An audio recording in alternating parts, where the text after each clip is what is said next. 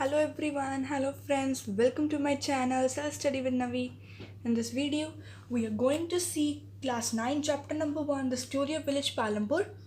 हमने इस चैप्टर पे बेस्ड 2 वीडियोस फर्स्ट ही अपलोड कर दी हैं अपने चैनल पे, तो जाके पहले उन्हें देख लीजिए, तभी आपको हमारी इस वीडियो का समझ आएगा. ठीक है, तो आज हम बात करेंगे.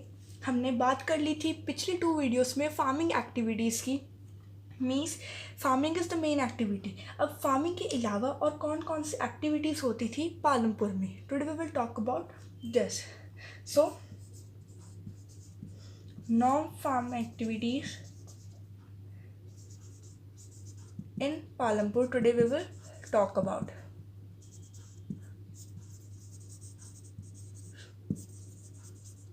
So what are the non-farming activities? Means in this farming is not included. Means farming के अलावा पालमपुर में और कौन कौन सी एक्टिविटीज़ होती थी जिससे हम मनी कर सकते थे. मीन्स मनी रिलेटेड एक्टिविटीज़ होती थी. So that are 3 activities. हमने अपनी फर्स्ट वीडियो में पालमपुर की मीन्स बेसिक फैसिलिटीज़ के बारे में जाना था, उनसे ही रिलेटेड ये सभी कुछ चीज़ें हैं. फर्स्ट थी डेयरी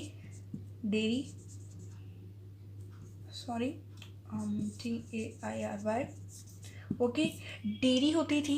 ठीक है, फार्मिंग के अलावा ट्रांसपोर्टेशन,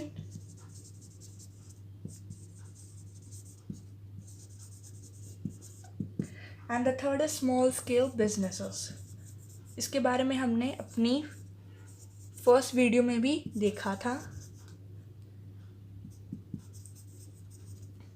ठीक है, these are the 3 non farming activities in the Palampur. First is dairy. That you all know what is meaning of dairy. Correct.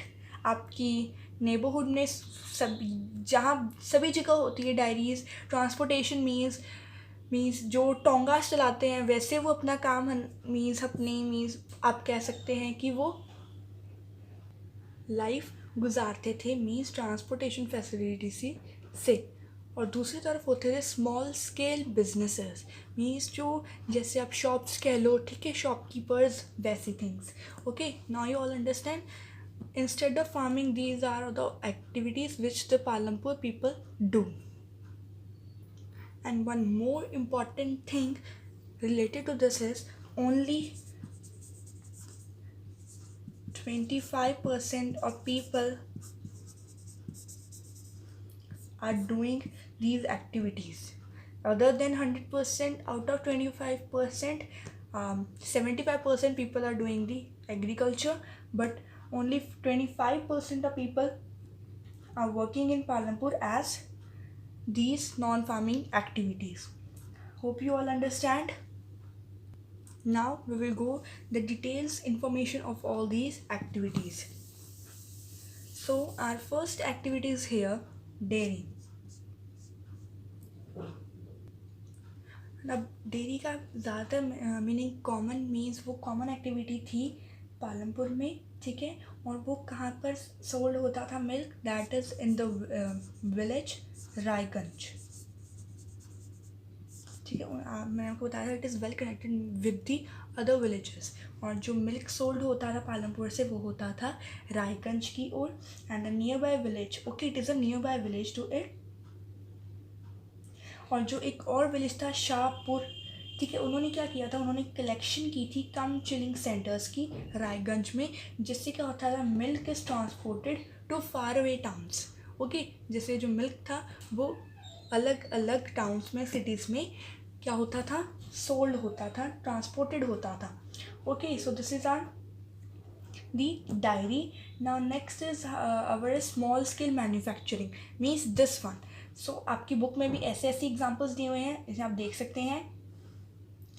अब ये जो स्मॉल स्केल बिजनेस था, इनमें से जो 50% पीपल मीन्स 25% तो नॉन एक्टिविटीज़ में थे, और 25% में से जो 50 लोगों से भी कम स्मॉल स्केल बिजनेस पे अपनी इन्वेस्टमेंट और यू कैन से वो काम कर रहे थे. Correct. So this is about small scale business. अब ट्रांसपोर्टेशन में क्या होता था. हमने अपने चैप्टर में पढ़ा था जो ट्रांसपोर्टेशंस हैं वो रिक्शा, टोंगास, ठीक है, ऐसी ऐसी ट्रांसपोर्टेशंस होती थी. सो ये हम वैराइटीज़ ऑफ व्हीकल्स होती थी जो पालमपुर को बहुत सारे अलग अलग विलेजेस से कनेक्ट करती थी. So we are known in that Palampur is a well connected village. सो now here we are understood that the non-farming activities that in Palampur are dairy, transportation and small scale businesses. And dairies, they are milk holding, correct, and it is become in the Raiganj. And the small scale businesses have 50%, not 50 people, less than 50 people are there in the that small scale business, less than 50 people. Okay, so this is about our non farming activities in Palampur. अब आपके chapter में बहुत सी ऐसी terms हैं जो आपको समझ नहीं आई होंगी. अब हम वो देख लेते हैं, correct. So let's move to the important terms from your chapter. So your first important term here is factors of production. Means आप उन्होंने जो बोल्ड हैंड राइटिंग में मार्क किए होते हैं वो आपके इंपॉर्टेंट टर्म्स होते हैं, आप ये कह सकते हैं. और हमारी फर्स्ट टर्म क्या है? Factors of production. हमने अपनी सेकंड वीडियो में देखा था फैक्टर्स ऑफ प्रोडक्शन कौन कौन से हैं. That is land, labour, physical capital and the working capital, और you can human capital.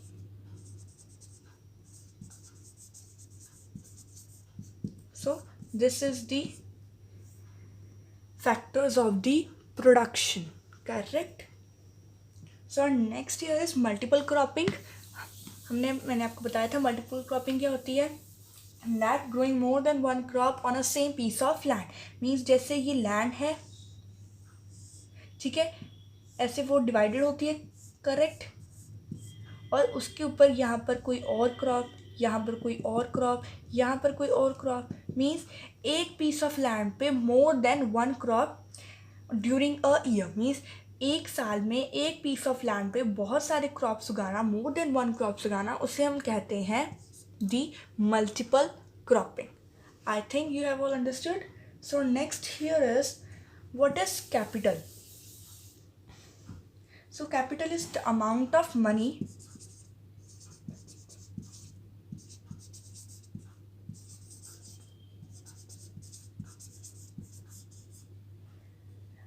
invested in some business.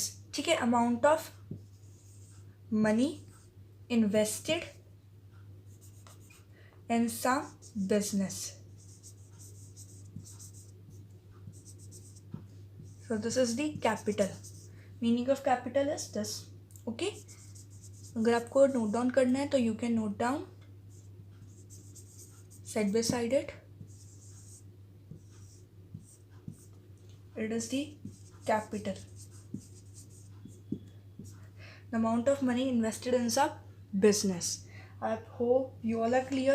Now next is working capital. Capital तो हमने पढ़ ली. Now what is working capital? That you all know raw material or money in the hand. Okay, that is the working capital. So these are the most main important terms, and one more is HYV seeds. Now what are HYV seeds? HYV seeds. These are the high yielding varieties of seeds. Now it can come in your question also that what is the full form of HYV seeds. So you can write high yielding varieties of seeds. So these are the important terms from this chapter. You should also know about them. Okay, and videos ends here. So we have covered our full chapter in the 3 videos. If you want to see our first video, please you can go to our channel and subscribe it also if you like our videos, and for more videos updates. Thank you for now. Bye bye, and keep watching our videos for more support for your channel also.